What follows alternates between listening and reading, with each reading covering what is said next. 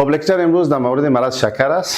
مرض شکر از جمله یک از امراض مهم اندوکرینولوژی است. یک توپیک بسیار زیاد وسیع است، در یک لکچر نمی گنجه. ممکن است چندین برنامه و چندین لکچر را در بر بگیره.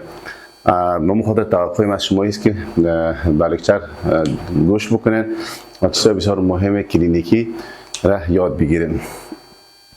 چون این مرض بسیار زیاد وسیع است، مطالب بسیار فراوان در بر میگیره، پس ما به ترتیب عناوینی که تحت عنوان مرض شکر ما به بحث میگیریم. اول چیزی که به بحث میگیریم یک دیفینیشن باید داشته باشه. تعریف مرض شکر چی است؟ چرا به وجود میاد؟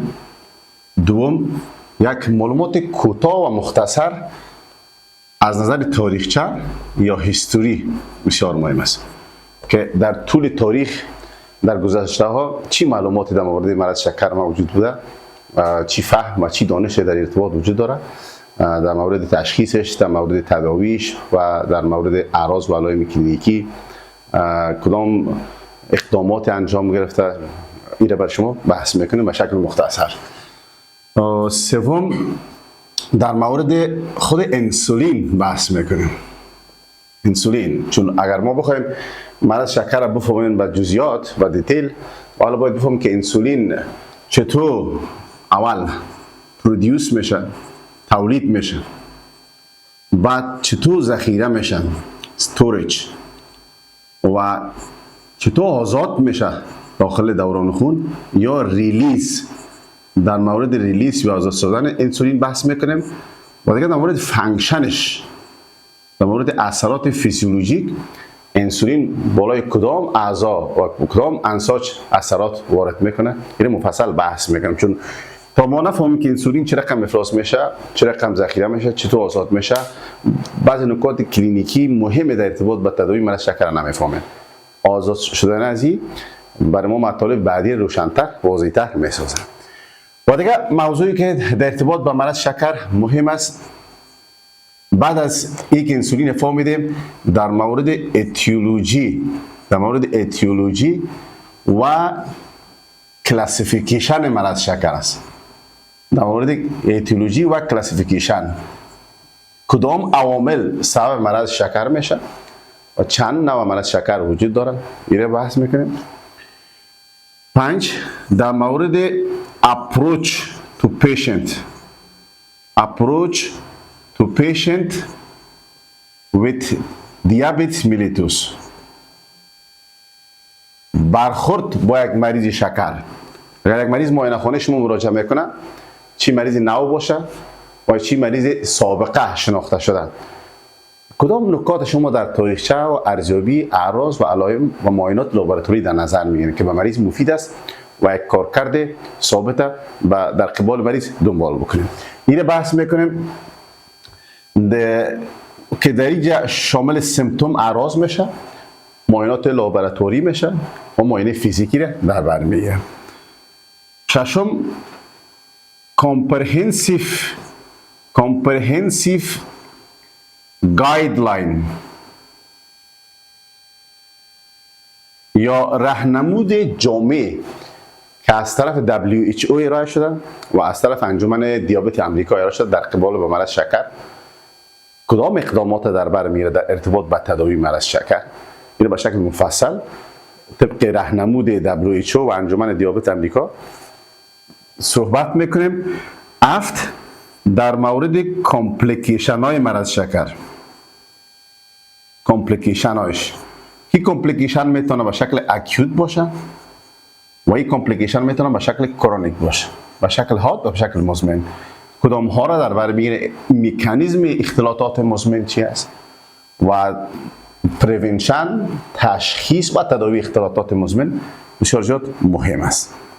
8، در مورد تریتمنت یا تداوی مرض شکر که در اینجا باز یکی دواهای پایین آورنده قند خون است، درگز، که در مورد تداوی مریضای شکر تایپ 2 استفاده میشه، و در مورد انسولین، انواع انسولین، رژیم های تداوی انسولین و موارد دیگه مرتبط با انسولین مفصل بحث میکنیم. پس تمام این موضوعات آیسته آیسته به بحث میگیریم. حالا موضوعی که بحث میکنیم تعریف مرض شکر است. تعریف مرض شکر چی است؟ تعریفش با شما تفصیل بگم. مرض شکر یک سندروم مغلق کلینیکی و میتابولیکی بوده که در اثر کرونیک هایپر گلایسیمیا در نتیجه فقدان طعام انسولین یا کمبود نسبی انسولین یا مقاومت انساج در برابر انسولین ایجاد شده منجر به تشوش میتابولیسم کربوهیدرات، شحمیات، پروتئین ها گردیده و سبب اختلاطات میکروواسکولار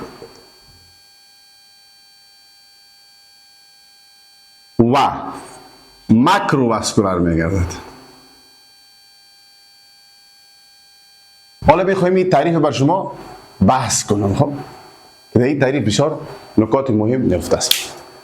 گفتیم شکر یک سندروم کلینیکی میتابولیکی مغلق است. سندروم چی معنی میده؟ یعنی مرض شکر اکثریت تمام اعضا و سیستم های مختلف درگیر میسازه. امروز در جهان شکر معمول ترین علت نابینایی یا کوری را در ایالات متحده آمریکا در نزد اشخاص ادلت تشکیل میده. معمول ترین علت آمپوتیشن و یا قطع پاها را بعد از تروما یا علت معمول نان تروماتیک آمپوتیشن یا قطع پاها را تشکیل میده. سبب عمده اند استیج رینال دیزیز تشکیل میده که بالاخره مریض کلیه هاش از نظر وظیفه مختل میشه، ضرورت به دیالیز پیدا میکنه و همچنان سبب عمده اختلالات قلبی و سکته مغزی تشکیل میده. پس مرض شکر یک مرض بسیار عمده و مهم در بین امراض اندوکرینولوژی بوده. سبب ایجاد بار گران اقتصادی بر جامعه میشه که اگر نظر تشخیص و تداوی شکر باعث ایجاد مورتالیتی ریت و موربیدیتی ریت بسیار بلند میشه. پس به اون خاطر فهم مرض شکر بسیار زیاد مهم است که ما درباره مرض شکر بفهمیم که چی فهم درباره زی داره باشه. پس یک سندروم مغلق است، یعنی هیچ سیستم نمیمونه که آباد بانه. چشم اختلاطی میسازه، قلب میزنه، به اصطلاح هم باعث تخریب گرده ها میشه، باعث تکلیف قلبی میشه، سکته مغزی ایجاد میکنه، آفات جلدی ایجاد میشه، باعث گانگرین پا یا آمپوتیشن پا میتونه شوه. این مشکلات کلینیکی عمده است که در سر شکر ایجاد میشه. حتی خانم‌های حامله اگر مرض شکر داشته باشن، اختلاطات مختلف نسایی ولادی هم به مادر و هم اختلاطات به جنین یا اطفال نوزاد از مادر که مصاب به مرض شکر باشه اگر تداوی جدی نشه میتونه ایجاد بکنه. پس این سندروم شد. وقتی میگه مغلق به این معنی که یک عامل نداره، عاملش پیچیده است. عوامل ژنتیکی بسیار فراوان ناشناخته شده، هم در دیابت تایپ 1 هم در دیابت تایپ 2 وجود داره و عوامل محیطی متعدد هم وجود داره. ای کاش یک عامل محیطی می بود که ما تثبیت میکنیم این عامل محیطی است، از خوردن شکر ایجاد میشه یا از عدم تحریکات ایجاد میشه و یا این یک ژن شناخته شده در ارتباط به مرض شکر که ما اون عامل مرفوع می ساختیم مریضای شکر شفا بشن. اما متاسفانه نه، این سندروم کلینیکی مغلق و پیچیده است که در اثر عوامل متعدد ژنتیک و عوامل محیطی ایجاد میشه. هم تشوشات کلینیکی ایجاد میکنه، هم میتابولیکی ایجاد میکنه. چرا ایجاد میشه این مرض شکر؟ این تعریف آمده چراییش در مورد تایپ معمول. در اثر کرونیک هایپرگلایسمی ایجاد میشه. کرونیک اینجا اندرلاین که میشونی. چرا کرونیک؟ چون هات نمیتونه سبب حالت شه. اگر یک مریض خوراک بسیار قوی بخوره، شیرینی باب بخوره، نوشابه‌های بسیار شیرین استفاده بکنه، یا دچار یک مرض انتونی هات باشه، حالت استرس در بدنش باشه، ممکنه شکر بلند بره. اگر لابرانت چک میکنه، دکتر به یک چکاپ لابراتوری به یک مورد نباید تشخیص بکنه. لااقل شکر کرونیک در چندین سریال لابراتوار چک شد، عوامل محیطیش رد شد، در این حالت شکر تشخیص گذاشته میشه. پس ما میگیم کرونیک هایپرگلایسمی، یعنی شکر مزمن. کرونیک هایپرگلایسمی در نتیجه فقدان تام انسولین. فقدان تام انسولین اشاره میکنه به دیابت تایپ 1. فقدان تام که انسولین تولید نشه توسط جلات بیتا بنابر تخریب اوتومیون که در مورد پاتوژنزیس مفصل بحث میکنیم. و یا کمبود نسبی انسولین در دیابت تایپ 2 را شکایت میکنه، یا مقاومت انساج در برابر انسولین که هر کدام از اینا مفصل بحث میکنم در دیابت تایپ 2 را نشان میده. یا انساج مقاومت داره در برابر انسولین اصل مقدارش نرمال است ولی اثر کردن نمیده و بعدا ممکن است انسولین تا کمبود پیدا بکنه در دیابت تایپ 2 حتی. پس این دو مورد که نشان میده کمبود نسبی انسولین مقاومت انساج اشاره به دیابت تایپ 2 داره.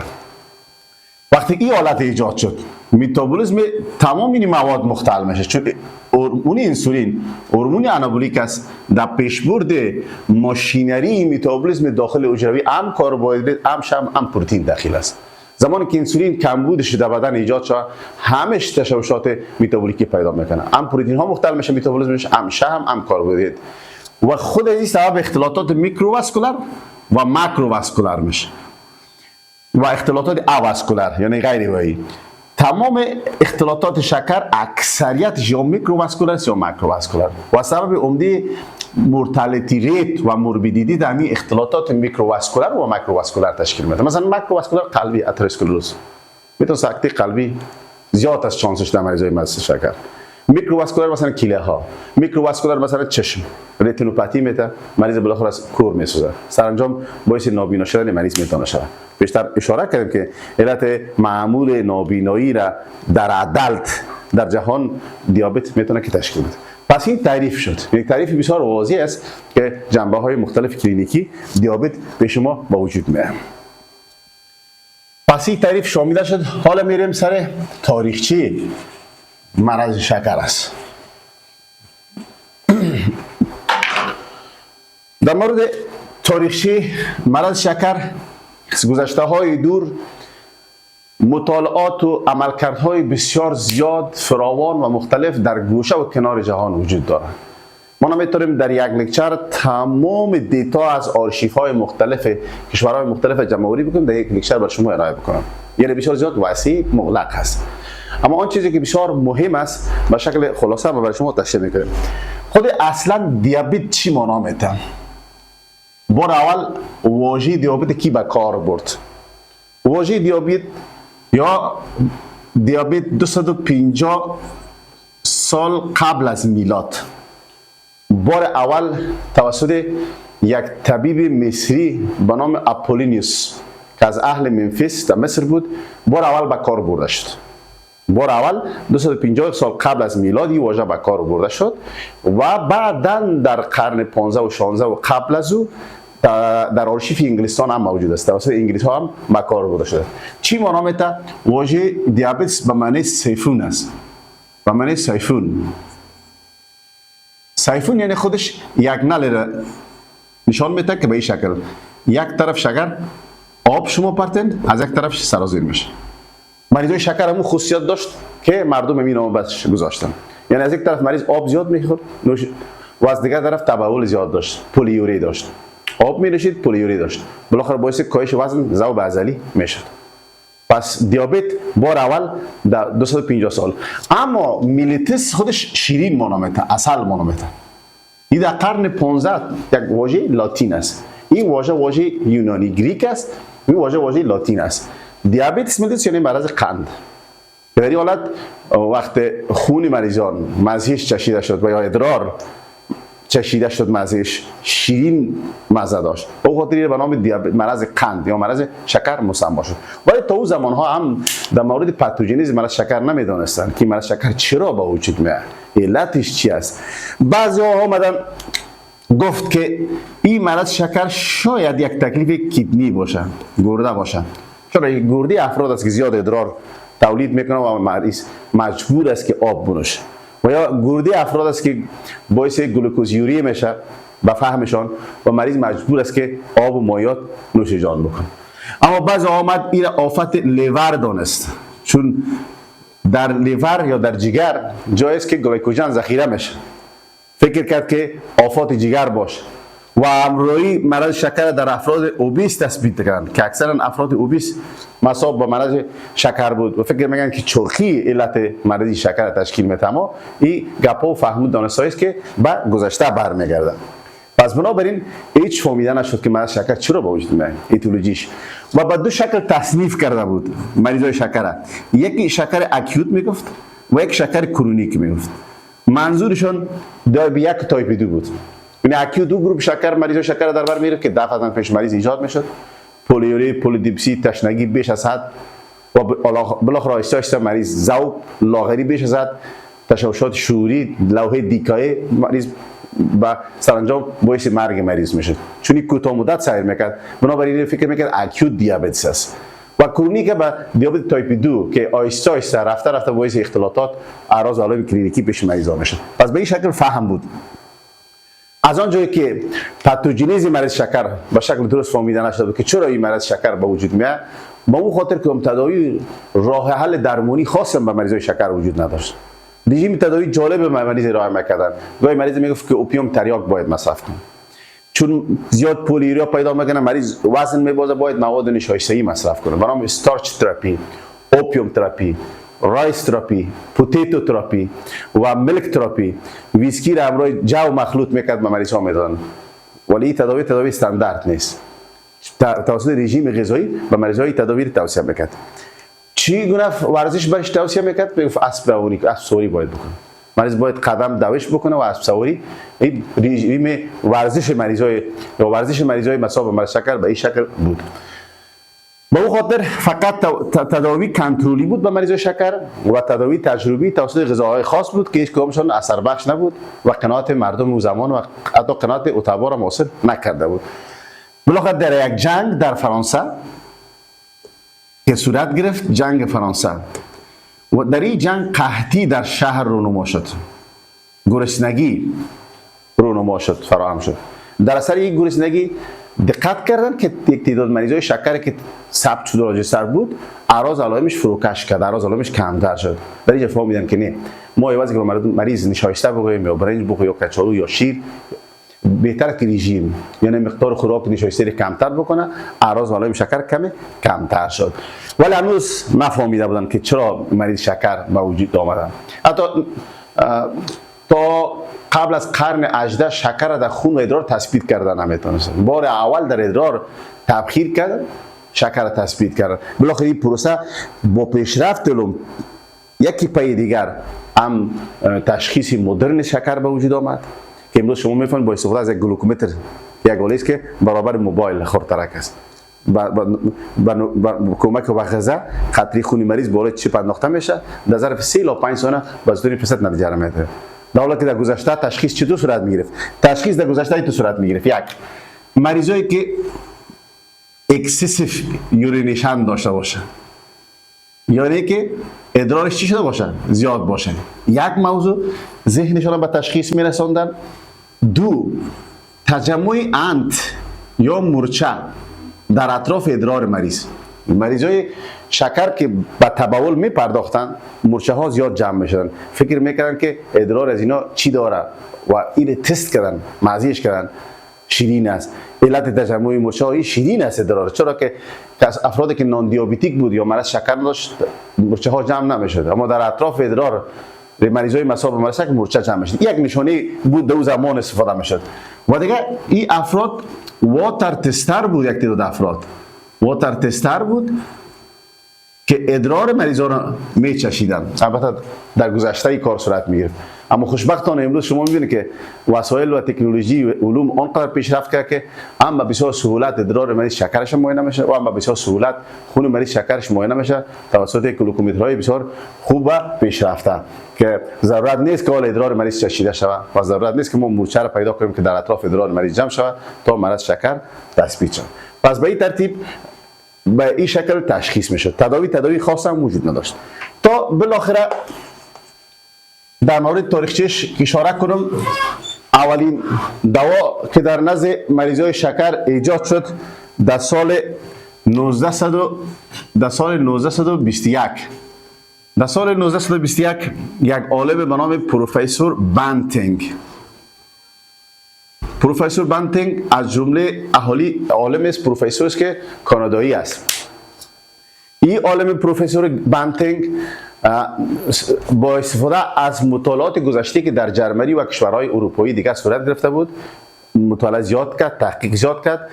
سگ‌هایی را که دی پانکراتینایز کرد، یعنی پانکراس سگ کشید، متوجه شد که سگ دچار مرض شکر میشه، یعنی اعراض علائم شکر پیدا میکنه، تشنگی زیاد میشه، یورینیشن تبولش زیاد میشه، خوراکش بسیار زیاد میشه و در ظرف چند روز چند هفته سگ تلف میشد، از بین میرفت. در اینجا دقت کردن که در پانکراس امی حیوان موادی وجود داره که در کنترل شکر داخل است. هنوز انسولین نامش نموده بود، هنوز نامش انسولین نگذاشته بود. بعد با کمک همکارایش مکلود و کالپس و یک همکار دیگهش تجاربش گسترده در ساختن، حیوانات دیگر تسلیخ کردن، نظیر گاو پانکراسشان بیرون کشیدن، اساره‌هایش کشیدن. ولی مشکل تخلیص سازی بود. یک مشکل دو وقت که اساره را باید تخلیص بسازین یا ناب و مواد را باید به دست برین. خب این کار کرد در حد امو زمان با همکارایش بانتینگ باعث شد که اساره پانکراس بگیره. این اساره را در بدن سگ‌هایی که از قبل دی پانکراتینایز شده بود، این در بدن سگ‌های قبلا پانکراسش کشیده شده بود، از این اساره دوباره زرق کرد. متوجه شد که اعراض و علائم که دیابت در نزد سگ، حیوان سگ وجود داشت خوب شد. تشنگیش مرفوع شد، خوردن زیادش مرفوع شد، تبول زیاد یا پرادراریش مرفوع شد، اصلاح شد. در اینجا دقت کرد که فهمید که در ترکیب اساره پانکراس موادی است که در کنترل شکر نقش اساسی را بازی میکند. و اولین مریض تجربی که بانتینگ تحت تداوی گرفت به نام لیونارد تامسون، یک بچه 15 ساله بود که دچار دیکائه بود. دیکائه یک از اختلالات دیابت تایپ 1 است. مریض وضعیت شعوری مختل داشت، کوماتوز کاندیشن بود، سرحد بین زندگی و مرگش بسیار فاصله کوتاهی زمان بود. بانتینگ اینمی مریضی که در وضعیت کوماتوز، وضعیت خراب کلینیکی قرار داشت، به شکل تجربی در نزدش از این اساره گرفت زرق کرد. بعد از اینکه از اساره پانکراس در بدن لیونارد تامسون زرق کرد، آهسته آهسته در ظرف چند روز این آدم خوب شد، تظاهرات کلینیکیش خوب شد، روشن شد، وضعیت شعوری که مختل داشت دوباره پس بیدار شد، وضعیت مریض هم خوبتر شد. و در سال 1921 که کار انجام داد حایز جایزه نوبل شد. پروفسور بانتینگ به خاطر امی کارش جایزه نوبل گرفت، چرا جان یک انسان نجات داد. بعد از او انسولین، یعنی از واژه انسولا جزیره گرفته شده، این ماده را پس آن نامش گذاشته شد، حایز جایزه نوبل شد، با همکارایش تقسیم کرد. اولین خانم امریکایی یا دختر امریکایی که تحت تداوی گرفته شد به نام الیزابت گاست در امریکا بود. مادر این دختر از خبر این کشف بزرگی که بانتینگ کرد مطلع شد، البته با استفاده از نشریات سابق که اگر مطالعه صورت میگرفت یک موضوع کشف اختراع میشد، میدیای که امروز از وجود نداشت توسط مگزین و مجلات انتشار پیدا میکرد. این متوجه شد که این آدم این کار کرده، جان این نفر نجات پیدا کرده. با اصرار مادرش، البته با کمک پدر الیزابت که سناتور امریکا بود، یکی از نفرهای سیاسی بزرگ بود، با بانتینگ تماس گرفت که البته از این تقاضا کرد که دخترش زیر تداوی خود بگیره. قبل از او این دختر وزن خیلی باخته بود، لاغر، بسیار کشیکتیک و در کلینیک محلی تحت تداوی مرسوم همون زمان قرار داشت، یعنی کدام دوای خاص. بعد از اینکه زیر تداوی گرفت الیزابت خوب شده رفت، وضعیت کلینیکش خیلی خوب شد. میفهمین الیزابت تقریبا 17 سال عمر داشت، اما این در سر تداوی تونست 75 سال زندگی کنه. 75 سال یه آدم زندگی کرد. مدعو زمان شرم بود، داشتن مریض شکر شرم بود، چون تداوی خاص وجود نداشت. اکثر مریضا معیوب میشد، معیوب پنداشته میشد. در اون زمان تمام دیتا و معلومات دوکومنت هایی که وجود داشت پد کرد، حتی مورد پنهان کرد که مورد استفاده رقبای پدرش تا قرار نگیره. خودش هم پنهان کاری میکرد. بالاخره در سن 75 سالگی این آدم در دای میشه و ازدواج میکنه، بسیار موفقانه صاحب 3 فرزند میشه. در طول عمر خود تقریبا بیشتر از 40,000 زرق انسولین میگیره. یک معضل دیگه ای بود که بانتینگ خو انسولین کشف کرد. در مورد انسولین خلاصه سازیش بسیار مشکل بود که باید تخلیص بکنن، اما این آدم‌ها کار کردن، انسولین تخلیص کردن، بالاخره انسولین خالص به دست آوردن. حیوانات مختلف استفاده کرد، از گاو و از خوک، از سایر حیوانات تسلیق کرد، انسولین به دست آورد. یک مشکل عمده ای بود که در برابر انسولین حیوانی انسان‌ها عکس العمل نشان میداد، اساسیت. و این مشکل خوشبختانه توسط پیشرفت علوم و بیولوژی مولکولی با استفاده از دی ریکامبیننت تکنولوژی نوع انسولین انسانی را به وجود آوردن. امروز انسولین هایی که اکثرا میبینید در بازار است نظر ژنوم شباهت ژنوم انسانی را داره که با کمک دی تکنولوژی انسولین تولید میشه و به انواع مختلف در بازار عرضه میشه. خوشبختانه این معضله از بین رفت. ببینید که چقدر علما کار کردن. و دیگه مشکل در اون زمان زرق انسولین بود، چون سرنج خاص نبود. سرنج‌ها بسیار کلان بود، این سرنج‌ها رو جوش میدادن، باز چندین مریض استفاده میکرد، خصوصا مریض شکر که باید همیشه وقت بگیره تایپ 1 سوراخ میشد، اختلالات جلدی پیش مریضا ایجاد میشد، باید سوزن تعقیم میشد. اما خوشبختانه ببینید که روز به روز سرنج سازی هم پیشرفت کرد، سرنج‌های پلاستیکی، سرنج‌های شیشه‌ای شد. آهسته آهسته انجکشن‌هایی که امروز انسولین ببینید چقدر باریک نازک است، بر تداوی مرض شکر کار میکنه. این سهولت پیش مریضا به وجود آمد. در مورد تاریخچه شمیق کفایت میکنه، یعنی شما فهمیدید که بالاخره اولین دوا به حساب تداوی مریض شکر اما انسولین است. این اولین دوایی که کشف شده به خاطر مریض شکر انسولین است. حالا لکچر ادامه میتیم، در مورد انسولین بحث میکنیم. انسولین چی است؟ چطور تولید میشه؟ توسط کدام حجره این تولید میشه؟ میفهمید که در بدن ما یک حجره بسیار مهم وجود داره به نام پانکراس. پانکراس در ترکیبش یک تعداد حجرات داره به شکل کلاستر یا تجمعی. مجموعه امی حجرات به نام آیلت سل آف لانگرهانس میگن. آیلت سل یا لانگرهانس یا حجرات جزیره‌ای لانگرهانس که اینمی حجرات 1 تا 2% تمام نسج پانکراس تشکیل میده و وظیفه اندوکراین به عهده داره. از این علوم مهم افراز میشه. بقیه 98 تا 99% پانکراس مربوط به وظیفه اگزوکراین میشه. میفهمید که پانکراس هم غده اندوکراین است و هم غده اگزوکراین است. اگزوکراینش که 99% 98% است، تمام انزایم های هضمی به خاطر عزم و جذب شحمیات و پروتئین ها و مواد غذایی در امعاء افراز میگن از طریق قنات ها. اما 1 تا 2% حجرات به شکل تجمعات جزیروی که کشف کردن به نام لانگرهانس آیلت سل یاد میشه که در ترکیب امی حجرات اگر این رو ما مگنیفاید بکنیم چند نوع حجره مختلف دیگه وجود داره. 1 حجره که در وسط قرار داره بیشتر تمرکز داره به نام بی سل یا بیتا سل یاد میشه. از این حجره از بی سل چی آزاد میشه؟ 1 انسولین،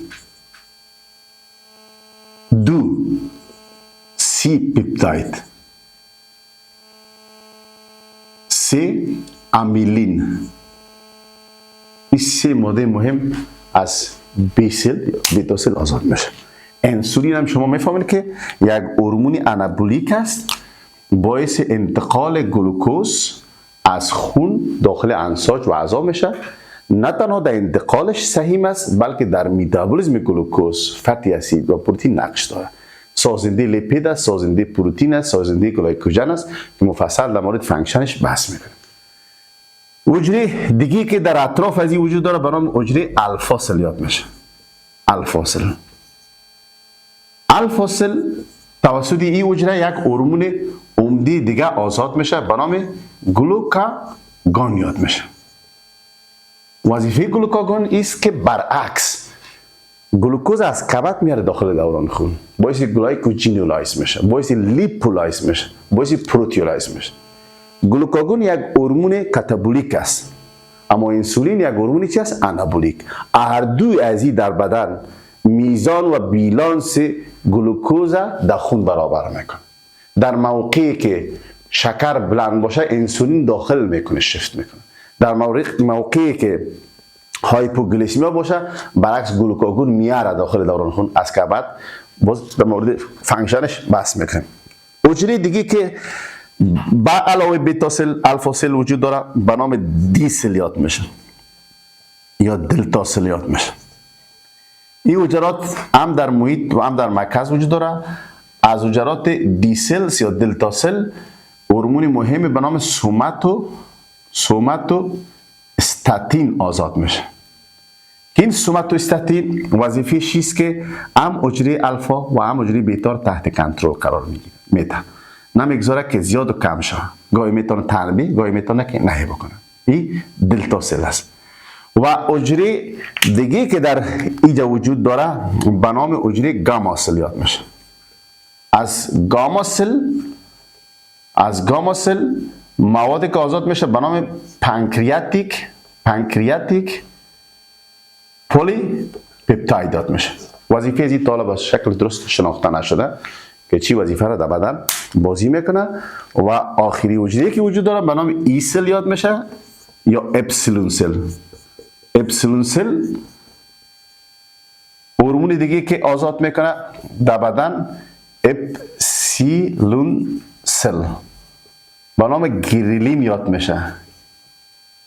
وظیفه این هورمون هم تا کنون شناخته نشده. پس شما فهمیدید که بیتا سل، الفا سل، دلتا سل، گاما سل، اپسیلون سل این حجرات است که در ترکیب جزایر لانگرهانس بیتای پانکراس که ما یک لانگرهانس ماکسیمایز کنیم در ترکیب اینمی حجرات وجود داره با افراز این هورمون ها مشخص میشه. حالا میبینیم که بیتا سل بحث میکنیم چون میخوایم انسولین در موردش بحث بکنیم. انسولین چطور آزاد میشه، چه رقم آزاد میشه، چطور تولید میشه، چطور ذخیره میشه، اینو به بحث میگیریم.